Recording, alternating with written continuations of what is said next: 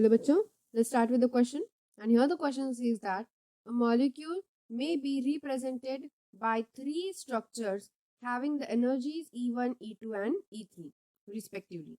So the energies of these structures follow the order of, so here it is order that E1 is more in order, E1 सबसे ज़्यादा order में है, फिर E2 फिर E3 respectively. Fine. So if the experimental bond energy of a molecule is E naught, then the resonance energy is.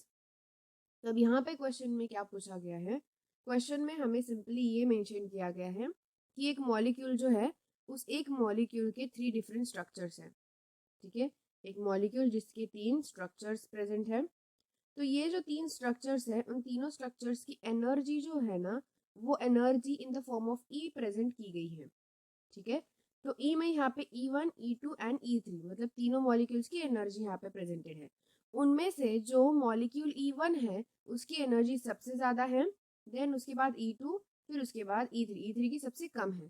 तो जिसकी सबसे ज़्यादा एनर्जी वो मॉलिक्यूल कैसा होता है, सबसे ज़्यादा अनस्टेबल होता है.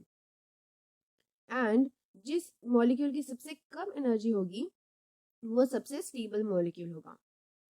राइट, तो ये तो हमें बताया कि जब एक रेजोनेटिंग स्ट्रक्चर होता है उस रेजोनेटिंग स्ट्रक्चर में भी ऑब्वियसली जो मॉलिक्यूल सबसे ज़्यादा स्टेबल होता है उसकी एनर्जी भी सबसे कम होती है, लेकिन जो अनस्टेबल होता है obviously it have more energy.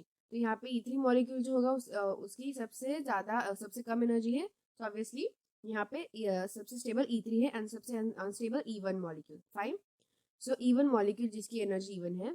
सो यहाँ पे अब हमें ये फाइंड आउट करना है कि ऑलरेडी उन्होंने एक्सपेरिमेंटल बॉन्ड एनर्जी जो होती है वो E नॉट या फिर आप कह सकते हो E0 करके मेंशन की गई है.